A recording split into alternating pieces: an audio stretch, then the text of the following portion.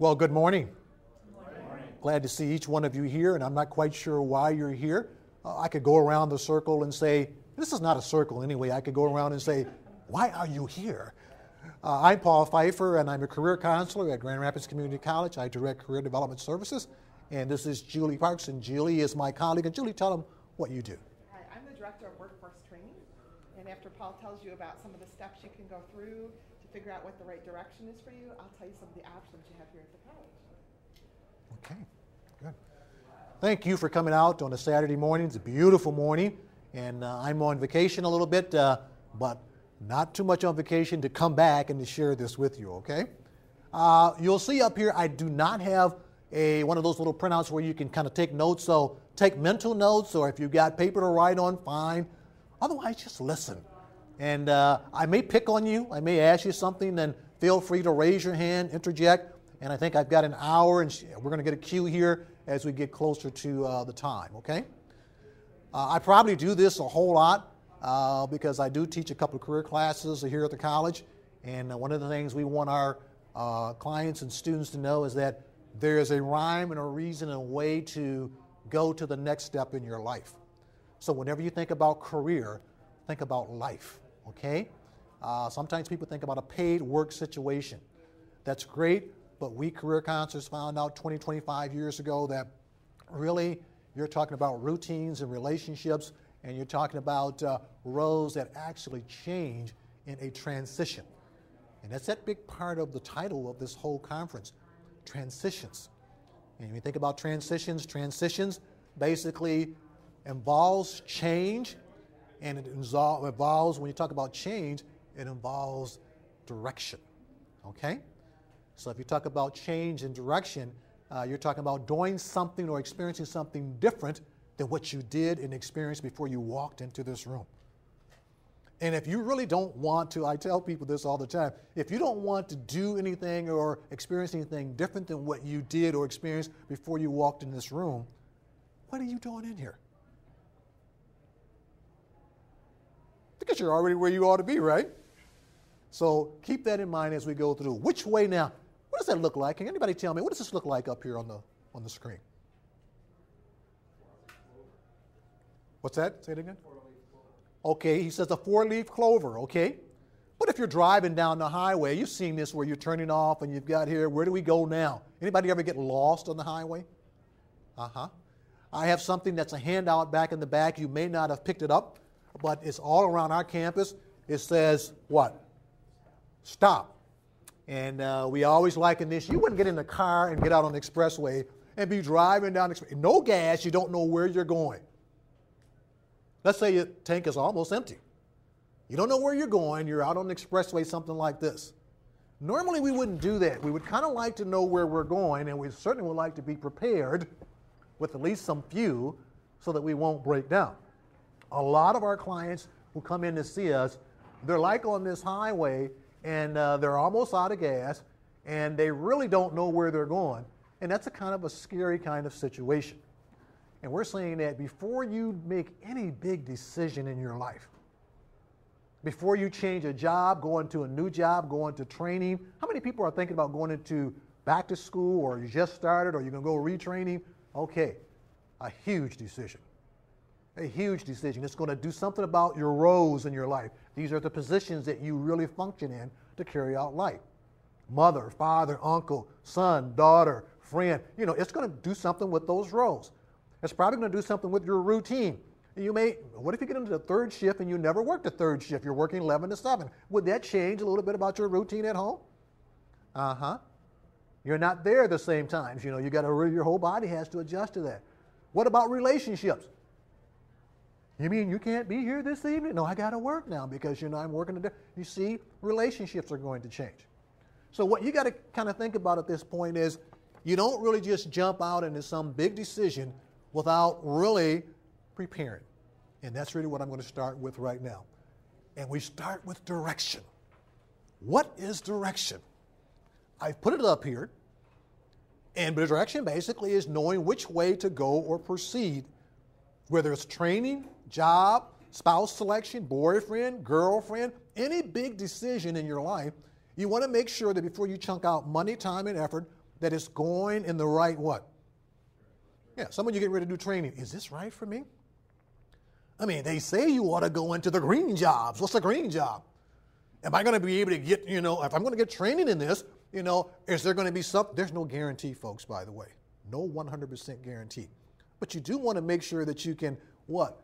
I can pretty much go into something where the possibilities are much, much greater for me. Okay? So direction.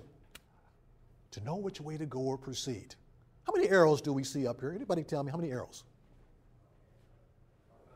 5 arrows. Anything different about those arrows? Okay. Different direction. How many of you think is going in one direction? 2 seem to be going here, and what's going with the other 3? Okay. Anything else? There's nothing on the arrows. So, in life, if you're looking at this, nothing on the arrows. We've got people doing that. Wrong major, wrong job, wrong career, wrong training. They're like trees without roots. They're like houses with no foundation. You ever seen a tree without roots? The only kind I've seen, the kinds that are cut down. That's why a lot of people, they don't even know they don't have any roots until the first storm. And see, what we're saying is that you want to make sure that you're making decisions that's going in the right order again. Start with the direction. So you're going to hear that word a lot. So let's kind of take a look at this. Why do people lose, or when you take a look at this, why do they have doubts about direction? Of course, some of you in here might say, the reason why I'm in here is I think I pretty much know what I want to do, but maybe I can go to something like this and I can just kind of be a little bit more sure that it's going in the what? In the right direction. Why do people have that? Look at this. Sometimes people have a sense of what they ought to do, but it belongs to somebody else. You'd be amazed how many people are coming in here because that's what my neighbor told me I ought to do. That's what my mom or dad told me that's what I ought to do. That's what my brother or sister, that's what my coworker said I ought to do. But the direction belongs to somebody else. We have 4, I don't call them kids now because they're grown. Our youngest is 30, I think he's 31. I lose track after all. You ever notice that, if you have kids, And 2 boys and 2 girls, or 2 men and 2 women. And one of our daughters, I don't think she started going to school for herself until her junior year in college. What do you think she was going to college for?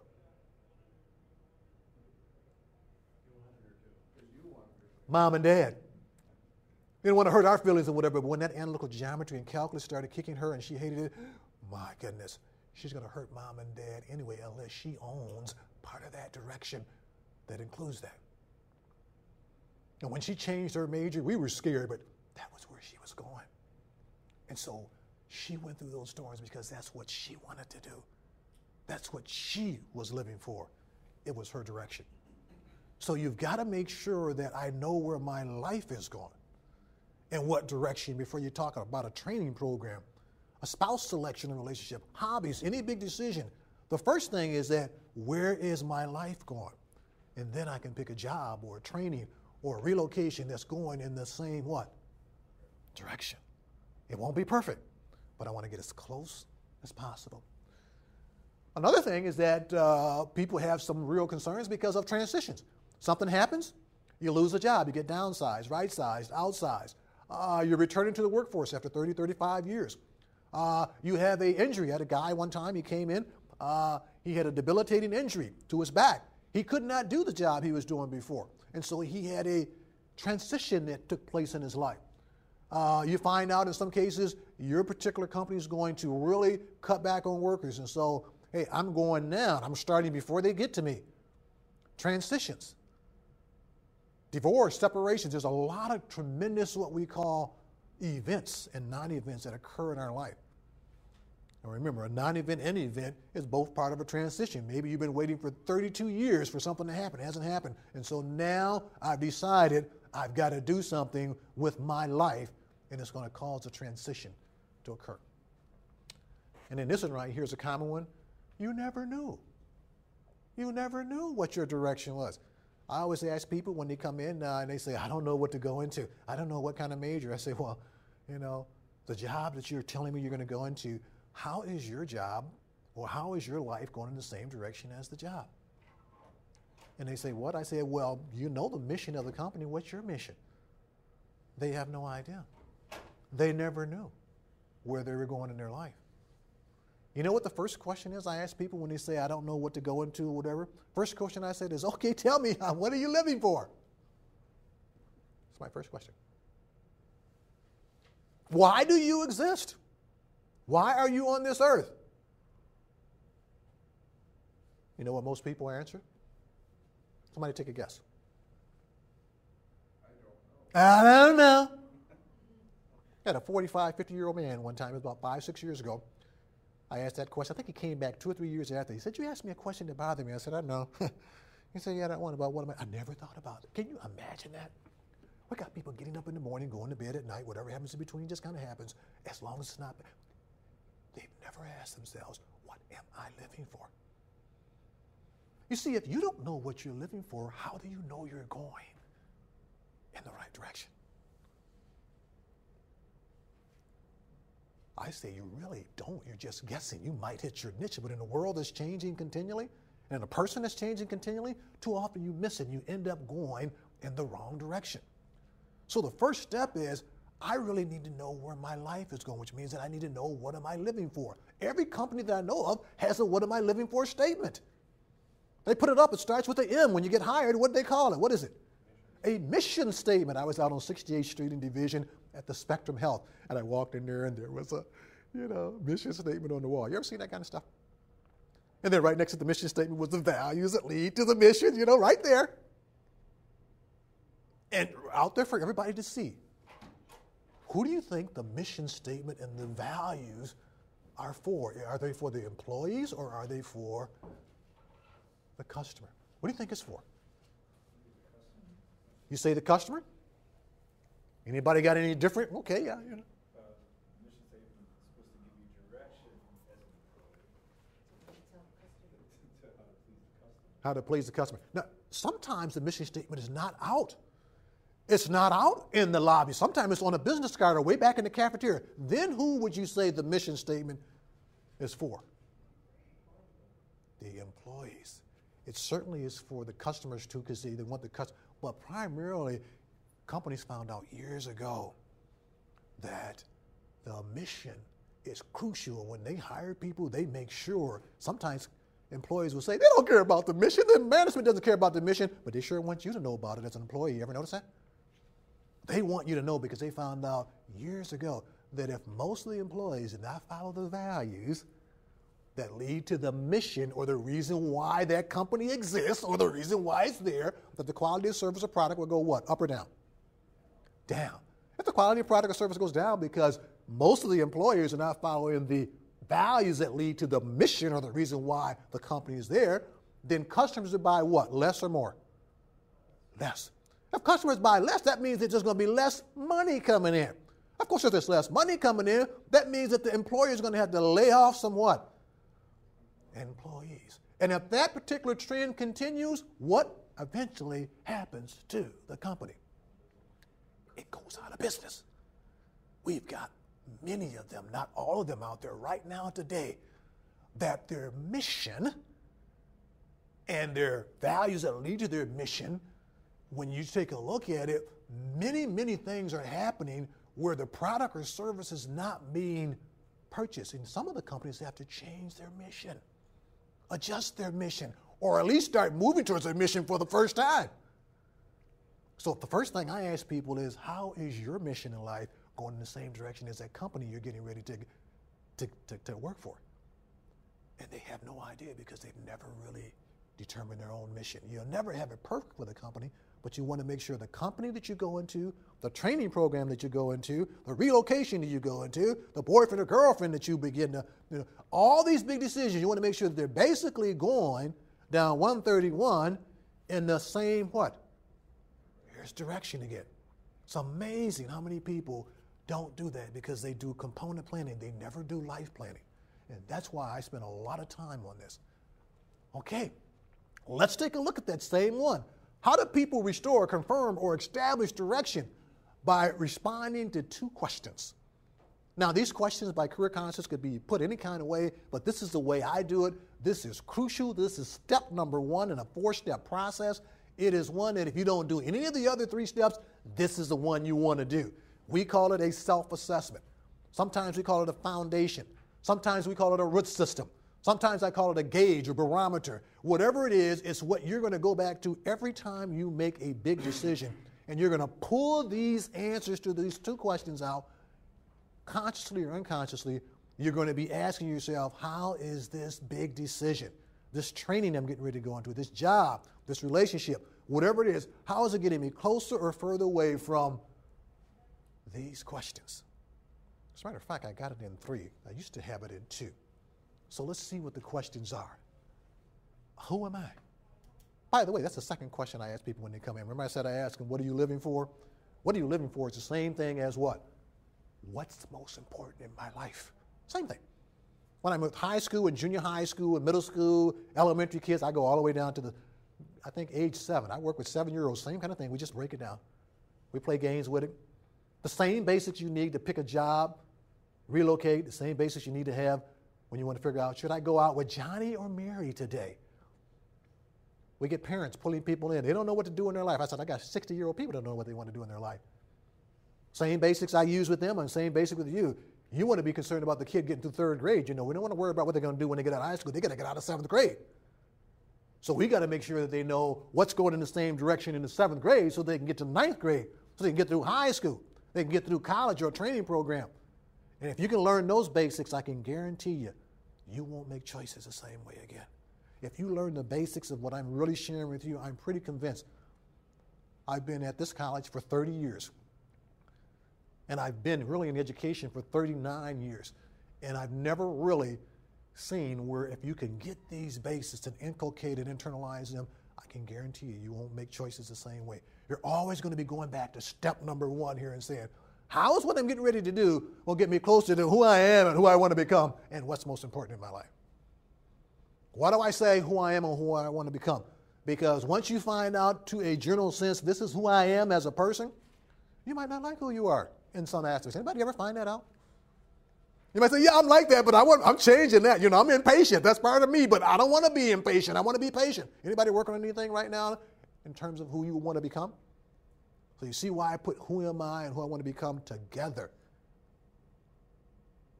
I'm really assertive, but sometimes I'm a little aggressive, so I'm trying to tone that down a little bit. And I think I'm a kind person, you know, and I want to even be kinder. So you see how I'm actually where I am right here, but I'm actually becoming. So you're always becoming. You never arrive while you're alive. You're getting closer. Keep that in mind. Yes? What about trying to find out perceptions from people Around you? about how they perceive you? Excellent. As a matter of fact, the people closest to you, whether it's your wife or whether it's a close friend, brother, sister, friends, these are going to be your mirrors for you. And they pretty much will probably give you a lot of reflection on who you are. They may say, you know, you're pretty good at really repairing things. You're pretty good at whatever. And you know that you can trust. How do you know that you can? You know that you can trust them because you know that friend is one that has your best interest most of the times in mind. So that's one way. There's other ways to do that, but that is one way. People closest to you become mirrors to you. Okay? And I can really give you a good example of that where you go out and tell people, you know, I'm a lovely person. And your closest people, you got to be kidding. Did you hear what she said? He said. I mean, you're cruel all the time. You're insensitive, you know. You don't care. And so if they're your closest people, basically they're saying 7 or 8 out of 10 times, you're not a kind person, so you're just lying. But if someone sees you one day and you really are not being kind, and someone says, I wonder what's wrong with Joe. I wonder what happened to Mary. That's not like them. You know what they're saying? Particularly if they're close people. 7 to 8 out of 10 times, he or she is kind and caring. And somehow, emotionally, something may have occurred or whatever. They got up at the wrong side of the bed. In most cases, usually, that's correct for you. They know that that's not your character. So you won't demonstrate it perfectly, but you'll demonstrate it in most cases 8 out of 10 times or so. Okay? Does that make sense? That just gives you one little indicator. Okay, let's move on. Let's talk about Why direction is needed very quickly? How can you make appropriate goals if you don't really know what direction you're going in? See, direction, believe it or not, is really more important than setting goals, because goals are just pit stops along the way of your direction. Once you reach a goal, what are you going to have to do? You're going to have to set other what? Goals. You never finish with goals. You ever heard this thing, people who set goals tend to be successful? You ever heard something like that? There have been studies on that. I would say people who set appropriate goals, because you see, we got people setting goals all the time, only to find out when they reach the goal, it's the wrong what? I tell people sometimes, here's one illustration. Somebody says, I want to get married, I just want to get married, everybody is married. And the person gets married, and guess who this person marries? An alcoholic. That's not what this person had in mind. So 2 or 3 years later, there's a divorce. But I still want to be married, I want to be married. And so that person gets married again, and guess who this person marries a second time? Another alcoholic. 2 years later, another divorce. But I want to be married, that's the goal. And the person gets married the third time, and guess who this person marries the third time? A gambler. Why is this person going like this? Going in circles. You know why? Because in most cases, they only know how to make direction or decisions in a certain way. It's like the person who's incarcerated, who gets out of prison. And guess what happens to too many people who get out of prison 2, 6, 8, 10, 12 months later? What happens to too many of them? They're recidivists. They go right back to prison. And what happens is that's why a lot of them come to Grand Rapids, and from Chicago and Detroit. I always say, I don't want too many of them coming here. They want to get out of the area and start a new life. It's because if they stay in that area, even though they're committed in their mind, I want to change directions in my life, those people and those influences, they come at them, and they don't really know what the right direction is. And so eventually, they succumb and go right back into it. So whenever you find out your life is not going in the right direction, or you sense it, what do? The first thing is, and if you're going down that highway again, the first thing you're going to do is stop. Stop going in the wrong direction. It's like an alcoholic, I want to stop, and the person's got 6 Coke 45s. I want to stop, and they're drinking at the same time they're talking to you. You can say, put the bottle down, stop. So if you're on the highway, don't stop in the middle of the highway. Pull over. You're going in the wrong direction. The first thing is stop. But once you stop, see, that's what the incarcerated person is. The person who said he or she wanted to get married. Okay, I want to stop living a single life. I want to be married. But you got to know the second thing. What's the second thing? I got to find out. Don't go back to the same map, because that's what got you into trouble in the first place. I got to find out what the right direction is. This is why when we expose you to this 4th step, I need to know what the right direction is. Now, once I know what the right direction is, then whenever these temptations come to me, whenever I have the tendency to go back to the old map, I have something to reach out to, the anchor to, so that I can respond to the temptations, and I also can have support on this end, and that gives me a chance to move on. If I don't have that, I eventually succumb.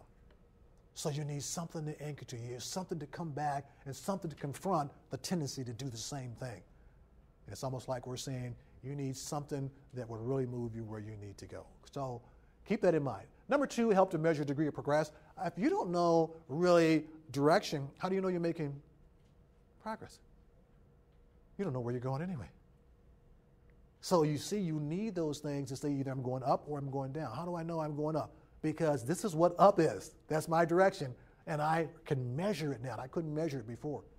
So when I set goals, these goals are going someplace where? Up. What's up? The direction. When our son moved to Miami, and we knew he didn't have any money and he didn't have any apartment 7, 8 years ago, my wife got a map, and we had 3 points that we made it an event. Took 3 days to get to Miami by car. I know that really well now. 24 hours. We went to Cincinnati first, and then Savannah 13 hours later, and then we got there. And we got there, and people said, oh, yeah, you finally met your goal. I said, well, if our son had lived in Alaska, we would have met it too. They say, huh? I said, if my son had lived in Alaska, we would have met it too. I said, do you think that the cities that we would have stopped at would have been different than what it was in Miami? Yeah. I would have set different cities as goals on the way to Alaska. But I still would have met the directional thing. Why? Because we went to Miami because of emotional well-being. What was that? Peace of mind. My wife was worried, and of course I was worried too, and he was worried about whatever, and we had a lot more peace of mind when we got there. I don't care if my son had lived in Alaska, in Hawaii, different goals, same direction. It didn't change our direction in life. Another reason why we went to Miami was love, more warmth, more caring, more sensitivity. Our son knew that we loved him. Look at what we went through. 24 hours of driving. We risked all kinds of things. We went through all kinds of storms. We spent a lot of money, you know. Boy, mom and dad loves me. Didn't make any difference where he lived at. We would have had different goals, same direction. Showed that we love him. See, that's part of our direction. And that's really what we want you to make sure. It's really kind of like the way this whole country went, and I'll tell you about that a little later on. Number 3, maintain and create motivation. You ever notice that when you know you're going in the right direction, you're excited? You're getting closer. As we got to Miami or closer to it, we got to Savannah. Oh, we were there. When we got to the first 6 hours, and got to Cincinnati, and got to that point, we said, oh, wow, this is great. We're a third of the way there. 13 hours later, oh, we're there. We're changing clothes and everything. We can't have these old big coats on because, we better have shorts and everything. It's 70 degrees here, 20 degrees in Michigan. So you got to be prepared when you go on these trips. And then 4 hours later, we're in Miami. Look, we really, we got motivated. Of course, if we had got to Savannah and looked at the sign that said Grand Rapids 32 miles, we would have had a real problem because we would have think that we would have been going in what? Circles. And see, that happens in our life. And so we really get motivated. We get people right now just about done with a bachelor's degree. Oh, you ought to be excited. Everybody's been really, helping them out. And, they've been praying for them, and they've been giving them money, they've been doing all kinds of stuff. And they had found out about 3 months ago, this is a wrong major. This doesn't fit me. But I can't tell people now because look at all the money and time and effort. And so they're almost done, so they go ahead and finish. And they take the first job and the third job and the 15th job. And then 10 years later, they finally say, it never was the right direction in the first place. We got a lot of people like that. Wrong training programs, wrong majors, even wrong relationships. You got somebody who's been with somebody for 10 years. It looks like it's the perfect relationship. And underneath the surface, I find it even more true. Sometimes it's more of the female than the male who's doing triple duty. It's not the right relationship, but she's trying to make it the right relationship. Nobody knows it on the outside. The closest friends know it. And then all of a sudden, the other person it starts to fall apart. What happens is that one person, something happens where they get tired and just quit. And the natural consequences takes its place. It was never going in the right direction in the first place. It doesn't mean it can't change. It just means that you got to make sure as life goes on that you make the kind of decisions that move your relationships, your decisions in the same direction. Perseverance. Perseverance means that stick to itness. I keep at it and I keep at it and I keep at it. The only reason why I don't quit something because I reach down inside, I do a deep scrutiny introspection, and I actually anchor to something in step number 1. It's coming out of who I am and who I want to become and what's most important in my life. And when I see that, I stick with it. Does that mean that I stumble at times? Yes, but I can't stumble consistently because I'm going to lose chunks of my life's meaning and purpose.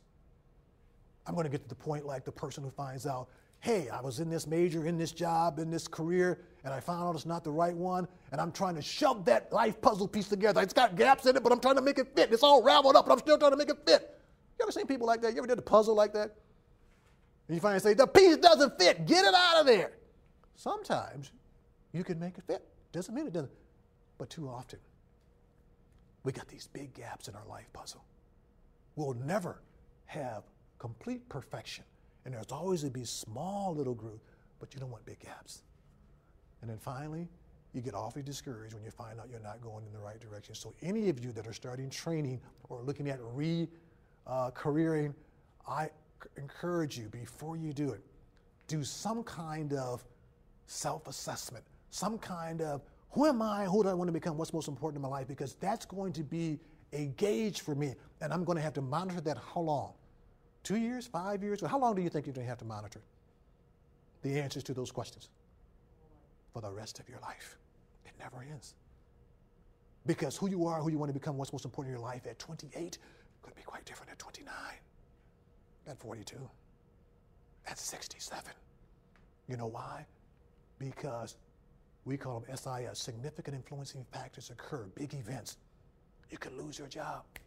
Tomorrow you could walk out of here, a truck could hit you and boom, you can't walk. That's a significant influencing factor. It could change relationships, right? It could change routines. It can change your perspective of yourself. It can change the roles that you're in.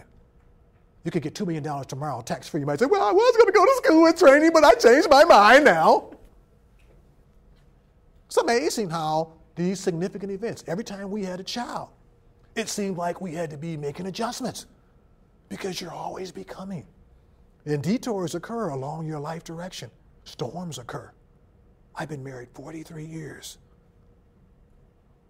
And it's amazing how I look at my wife now and I say, boy, you sure? There's a lot of things about you that's not the same way that it was before. She said, yeah, this is the new Margaret. That was okay for 20 years, but we made a turn back there about 20. We got to always constantly be looking. And so even after you get your direction, you got to keep your eyes on the road, your hands on the steering wheel. You got to drive all the way if you're going to Kalamazoo, to Kalamazoo. Kalamazoo is significant at the end of your life. You never get there, by the way, until your life is over. You're just getting closer. You can't say, I know I got the right training program now, I know it's the right thing, and you just sit there, you never go to the class, you never go to the training, whatever. You got to push if you're sitting on the highway, where are you going, Kalamazoo? I know this is the right way, it's 131, my car is out here, and everybody's passing you. So somebody finally stops and says, look, turn the key on, put your foot on the pedal, push it, put your hands on the steering wheel, and you have to drive and look all the way to Kalamazoo. Just because you are in the right direction, you've got to continue to what? To drive all the way through your life. I found out what our marriage, that we have to work at. The shoestrings get loose. There's certain things you got to tighten up sometimes. There's detours. My wife is not the same person. I ain't the same person. I want to make sure when she makes those detours, I'm making them too. I don't want to be 10 years from now, I don't know you anymore. That's because you didn't make those turns. You got to do that with anything in life. Some of you right now, you're going through transitions. You're making a turn. And you got to bring those roles and relationships with that. You can't use the same modus of operation. You can't do the same thing. And here's what we call the directional. Direction holds together in 4 steps. 1, here's the first one. It's red. Why? Because stop. If you had a stop sign you came to when you came in here this morning, what do you do at a stop sign? You stop at it. What do you do after you get at the stop sign? Anybody know? You look. Which way do you look? Which way is that? Any other ways? It'd be nice to look forward. And if you stop real suddenly, what do you look at first? Well, but real suddenly. You didn't see the stop sign. Boom. What's the first place you look? The rear view. Why? Because there might be somebody behind me that didn't know I was going to stop and they could rear end me. So before you go through the intersection, you survey the whole what? In most cases. The whole area. Before you proceed through the intersection, consider, particularly if you're in a transition in your life right now, and you're at a point where you're getting ready to make a big decision, consider you all are at a stop sign. You're at the intersection of your life. And you want to know, should I turn right, left, go straight ahead, or go behind a little bit? Now, you don't want to go behind too much because that's where you just came from. So you don't want, so there's some things that you don't want to pull through the intersection from behind, in your past life. There's some stuff you want to take through the intersection, right? So what do we tell you to do? Do a survey of yourself. That's what step number 1 is. Before you make a big decision, before you go into the left, right, straight ahead, you want to make sure you know who you are, who you want to become, what's most important in your life, so that you know, should I turn left or right? Which one is going to take me where my life needs to go? So that's where you are. Now, once you do that, that's life planning. Most of our clients do component planning. You know what they come in? They're planning for a job. You ever seen that? Plan for a job. That's the dumbest thing you could do. That's what I used to do too. I didn't know any different. Just planning for a college major. There's nothing wrong with that in the sense that, jobs are important. They take up 50% of our waking hours. They're tremendous. But you don't plan for a job in the same way that you plan for your life. Then you can pick a job that's going into what? The same direction. You can pick a relationship that's going in the same direction, or you can confirm it. You can pick a college major training program. Everything in my life should be going down 131. What if you got out on 131? You're going 70 miles an hour a day like this. It's sunny. It's very beautiful. Your whole body's in the car except for your left leg. Your left leg hanging out the left door. Left door is open. You just singing. 7/8 of your body is in the car. 1/8 outside of the door. Left door open. Obstacle in the way. Two blocks down or 2 miles down the road. What kind of accident could you have? Anybody know? After a while, your left leg will not be going in the same direction. How much of your body would you like to be in the car going 70 miles an hour down 130? Would you want 8/8 or do you want 7/8? What do you think? It's a no-brainer. You want all of it with the door shut and maybe the air conditioner on today. I got people coming in to see me. They're like 3/4 of their body is in that car, 1/4 hanging out. There's an accident about to happen. Sometimes I'll give an example of single parents, but it could be anybody. But we get a lot of single parents all around this country are excited to going back to school. What's one of the most important things in their life? Their kids. Guess what happens to too many single parents 2, 6, 8, 9 months after they start college or prayer? They're all excited. They're going to school. Everything seems to be going down 131. All their ducks are in a row, right? So to speak. They think. What happens to too many of them? Anybody ever heard about what happens sometimes to single parents when they start? Remember, their kids are the most important thing.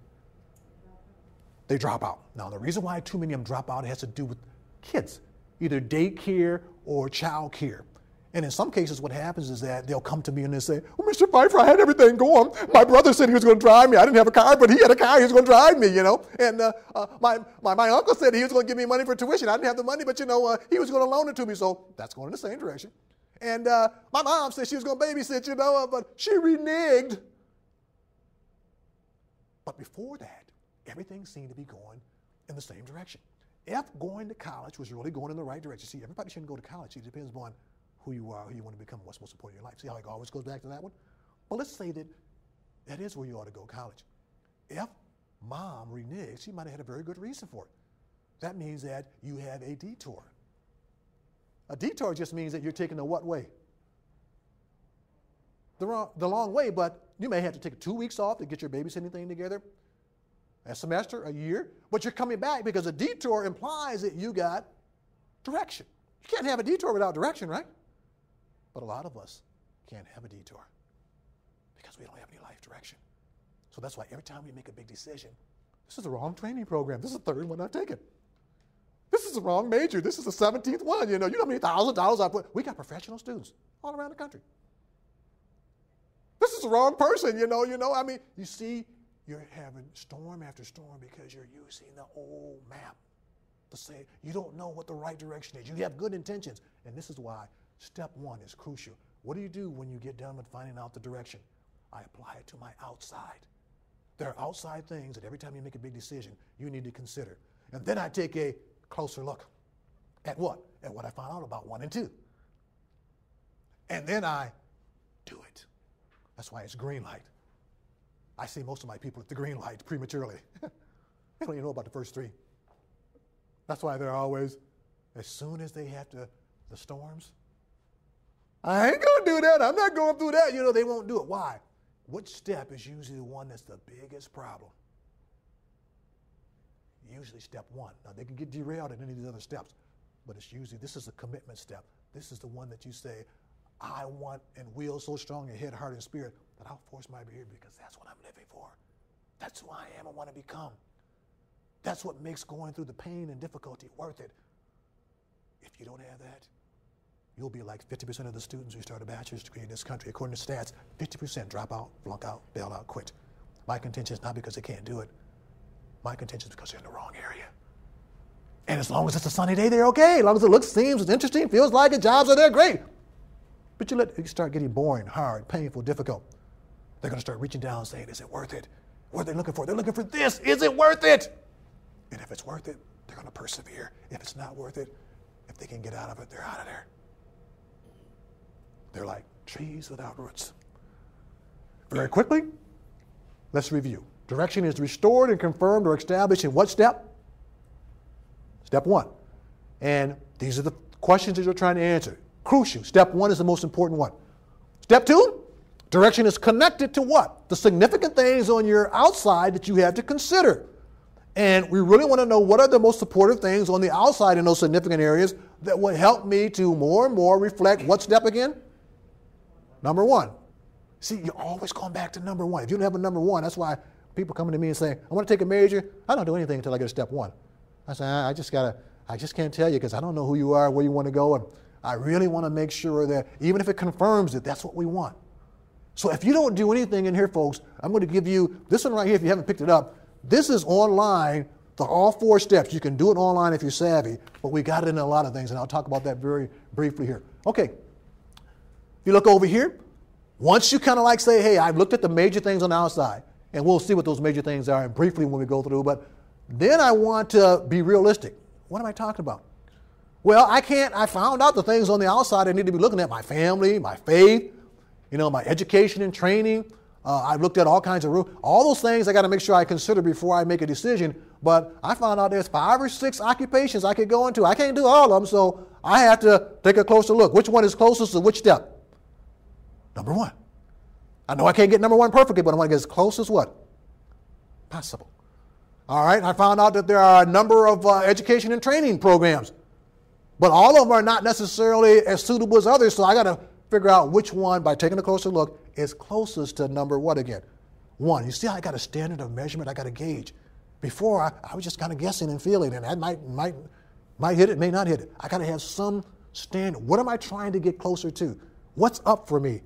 And each one of you are different. You're like snowflakes or fingerprints. No 2 of you are exactly alike. So you've got to do it yourself. This is when I do big stuff. I make a decision in step 3, which means that I pick one instead of one or more others. That's a decision. But I base it upon research of who I am, who I want to become, where I want to go now. So I'm a lot more assured. When the storms come, I'm going to have a tendency to persevere. Then I'm going to set a goal. What's that? That's the end result of my decision. If I find out veterinarian, or I find out being a health administrator is where I want to go, a nurse or doctor or physical therapist, but then that's my goal. Maybe that's what I had in my mind when I first started, but now that I've done my research and whatever, it confirms that I'm going to be a lot more, not only have a tendency to stick with it. When the storms come, I know this is what I ought to continue to do. When the doubts come, I know this is what's up for me. I don't have to feel like it, which is what I had to before, because feelings sometimes are not going in the same direction. It doesn't have to look like it, because looking only takes you until it quits looking like it. Feeling only takes you until I quit feeling like it. It doesn't have to seem like it, because sometimes it doesn't seem like it's going up when I'm going to these training classes and whatever. But when I start looking at where I'm going and how I connected it, I push my behavior beyond it 8 out of 10 times. You see, I'm living on a criteria that transcends looking, seeming, and feeling. And when I got looking, seeming, and feeling, it's like frosting on the cake. I mean, that's a bonus, but you can't always look, seem, and feel 24 hours a day, 7 days a week. Anybody got kids know that? Being a husband or a wife or a father or whatever, it was very boring sometimes to be a husband. It was very boring to be a father sometimes. It didn't seem like I should be getting up at 2 o'clock in the morning changing some nasty, dirty diapers for our kids. I didn't feel like it. I didn't look like it. All 3 of them ran away. What did I have to reach down to? Something in step number 1. I had to reach down to those things I said I was living for: love, and altruism and religious faith. I had to grab those things unconsciously, and I forced my behavior 8 out of 10 times, because that's what I was living for. Those recitals that I didn't feel like going to when my kids first got, they couldn't even hold a tune. But that's my kid, so I just reached down to love. One of the things I said was most important in my life, and I lived on that. And at first, I took all these books and papers with me because I didn't want to listen to all those other kids off tune. I just wanted to listen to my own. Then I started kind of putting my books down, talking to the parents and listening to those other off-tune kids, that are with me. And after a while, they even started holding tunes after 5 or 6 years, And then they started going to St. Cecilia and started going to Interlock. They got good. And then I look back after they grew up, because they grew up fast. You ever notice that? I look back now, why did I go to 98.5% of what they did? Because I was not living on interest and looking, seeming only, because a lot of times it wasn't interesting, didn't look, didn't seem, didn't feel. I reached down to step 1. I grabbed what I call values. Years ago, we called them principles. Those 6 or 7 things that I say I will so strongly, head, heart, and spirit, that I'll force my behavior to continue, because that's what I'm living for. And that's what made it worth going through. And then when I felt like it and looked like it and seemed like it, that was a bonus. I can guarantee you, once you develop a system that really looks at who am I, what's most important in my life, and who I want to become, you won't make decisions the same way. And then I heard the speaker before you came into this room said you got to work your plan, make a plan. Well, this is where you make a plan. What is the plan? Getting you from A to B. A is where you are in this room right now if you're getting ready to make a transition. B is where I want to be in terms of my occupation and everything else in my life. And you should write it down. Doesn't make any difference if you change the plan or whatever, just have a plan. I get so tired of people when they tell me, I got everything going, step number 1, step number 2, got it all matched up and everything, got no plan. Get married, you ain't going to work? No, I thought you was going to work. Now, somebody got to pay the bills. You should have that plan before. You don't want no kids? I thought you wanted. No, I don't want no kids. I want kids. You don't make the plan after you make the decision. You get into the job. Oh, I work third shift? I thought I was going to work first shift. Have a plan. And then finally, do it. This is where you actually do what you found out in the first 3 steps. This is where you take your plan and you sign up, register, enroll, get into the training, go to the interviews and do the interviews, apply, go to the college or the university. We got folks, they jump into that first. Well, I got some money, no worker left behind, I'm in there, whatever. And you know what they do sometimes? Oh, it's very good. Michigan Works will send them over to us sometimes and say, okay, they got this is a step, but they really need to kind of like know where they're going and have a pretty good idea before we put them in, because, they can take that money and then they're out of it. We want to make sure that we have a better idea of where they're going so that they can really ensure their success that much more. And we have lots of programs. Julie's going to share some things with you here pretty soon, but, we got a lot of options, okay? Okay. Very quickly, that's step 1. By the way, see what's involved in step 1? I won't say a whole lot about it, but these are the things that we really do. I teach classes on this, so I won't go into a lot of this, but these are the things that really look at basics. We can go a lot of different ways of who I am and then what's most important in my life, okay? Those are the 2 things that we look at really, really important, or the 3 things. In the inside, it is crucial. And once you get those, you monitor those for the rest of your life. You see, they do change. And let's take a look at all 4 steps now. If you look at all 4 steps, that's the one over there, that's the top one. And then you apply it to the major things in your life that you really need to consider. Family, friends, and et cetera. Why do I want to look at that? Well, let's say you decide to go back to school. Is that going to affect your family? Probably so. If you ain't never been to school before, you come home and tell your friends, well, I'm going to school. What, you ain't been to school in 15 years? What you mean you're going to school? And Tuesday night's my study night. Study night, that's when we play our video games. Yeah, but I decided that who I am, I want to become what's most important in my life. Going back to school is going to do it. So Tuesday night's my study night. And one of your friends tell you, or a couple of your friends, okay, we won't come over. A couple of your other friends, we don't care what you say. You know what you're going to do with those 2 friends if they keep coming over, if you're serious? You're going to distance yourself. You know what you're going to do with those friends who said, we're not coming over?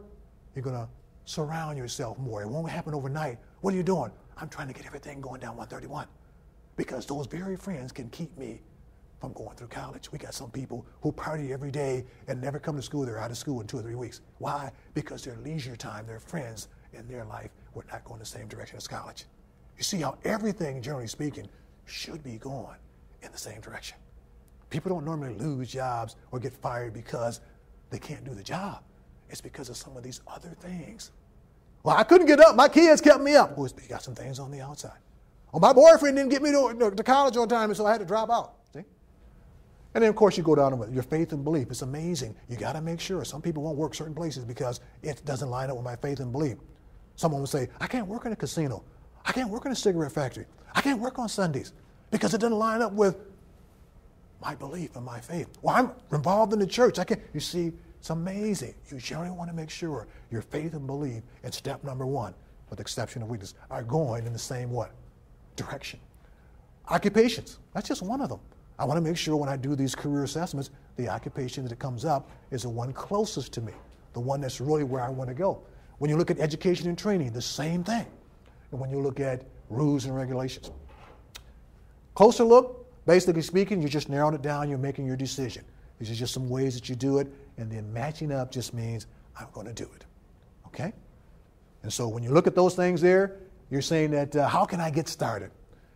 Take and read through this particular one. If you really didn't get it, this is an online kind of thing where you can actually do it. We have activities with it. You can do it online. If you don't do anything, you can download step number 1. We have packets that you can do that with. There's a number on here you can call our particular technician. She can help you through. If you don't do anything, folks, before you get into any of these programs, at least do that, okay? Another one I gave you, there's a handout, a booklet called Stop at the College. These are the 6 or 7 ways that people really can really do some things. And some of those things you've already done, but if you really wanted to go through a workshop that takes you through the 4 steps in more detail, I actually run that one. It's a 2.5-hour intense.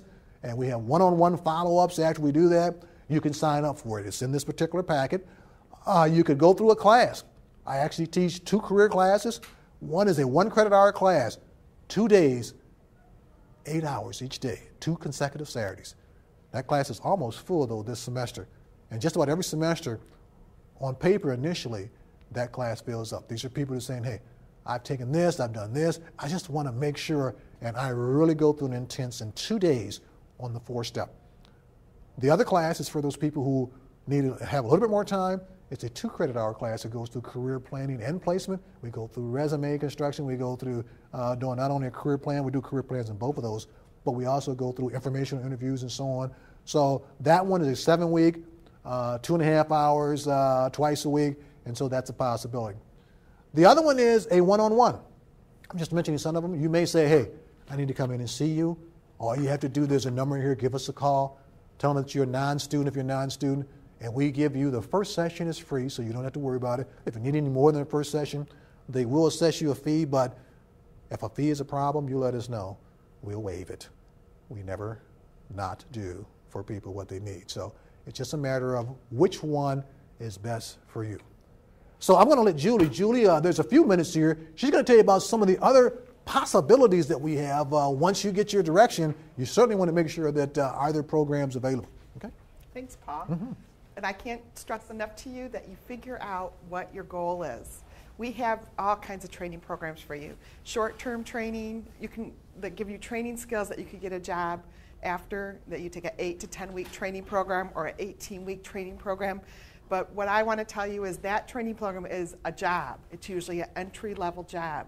And I hope that because of the things that you discover about yourself, you can start to make a plan for how to get where you want to be. You may not be able to survive on $9 or $10 an hour. How do you get to that $30 an hour job? It's a different pathway now to do that. So we have job training programs. We have a pharmacy technician program. That's the highest paid job you can get without a degree in the workplace. It's a 20-week program, 4 hours a week at night to do that. But that's a starting point for you. Then I would encourage you, are you sure you want to work with people in a pharmacy? Do you want to count drugs? Can you do the mathematics? Are those interesting for you? Because otherwise, that's not a good career for you. You might read in the newspaper that there's a lot of jobs in healthcare. But you know what? Not everybody can work in healthcare. You have to work with people who are sick and ailing and one-on-one, and you need to think about if that's the right thing for you to do. We have a lot of different things that can fit, and we work very hard to start you out so you can get a job, pay some of those bills. And let me tell you, the skill set that you need for the future now is you need to become a lifelong learner. There is not a job that does not change every year. There is not a job I know of where you're not required to get new skills as you go along. In my job, I'm required to get new skills constantly. I'm required to get a master's degree to move on if I want to continue my job. So what do we have for you here at GRCC? In our job training department, it's a lot of occupational skills in that area, things like welding and fabrication. That's an area where we find there are quite a bit of jobs because in the new green economy, they all need welders to be a part of that. So maybe you have capability to be a welder. Maybe you want to be an underwater welder. You know there's a huge demand for underwater welders. So hey, if that's something that works for you and it fits with your lifestyle, great. We have computer support technicians, computer application specialists, residential construction, green job construction. Those are 18-week programs. You can find out more details about them on the grcc.edu website. Search for job training. Every Tuesday at the Tassel MTech, which is right over on Godfrey, just down the road here, they give a tour of the facility, talk to you about what the components of job training are, or you can call them at 234-3800. The short-term training that we offer through our Continuing Ed and Training Solutions group that I work with are the ones, we have a focus in healthcare, patient registration, health unit coordinator, pharmacy technician, and then we have something, we're working on retraining skills for engineers who are looking for jobs in wind energy, in biomass, but in addition to that, we have workshops just to help introduce you to new fields like green, the whole green workforce, and what does it mean to be green, and what does sustainability mean? Because you know in the green workforce, they need accountants. They need people that do conference planning. They need So all they require would be a degree or something, an accounting certificate. But then you also need to know, what does it mean to work in the green workforce? What does it mean to work with a company that has those goals? So for that, if you're interested in some of the shorter term job training or workshop programs, you can go to grcclearn.com and you can see them up there. There's a whole series of new trainings, short-term trainings, that'll be starting in January and February for the wind industry. But I want you to know, if you're interested in that industry, those jobs require you to travel around the country. They require you to be on call 24/7. So you have to think about, does that work with your life to do those kind of things? Does it work for you to work in the hospital and work different shifts? It's a different world. What continuous learning do you have to do? How can you work that with your family? So, and then we have so many 2-year degree programs that articulate directly to 4-year university programs all over the state. Come into our enrollment center. It's in the main building that's right across the parking lot on the first floor, and they'll help sign you up or help you explore some of those options that you may have. But there's a lot of opportunity for you here at the college, and we hope that you'll consider coming here and finding the right fit for you for the long term. Paul, anything else? Thank you. No, I'll be outside to answer any questions. I think we're all done, and thanks a lot for taking the time to come in, okay? Hopefully we can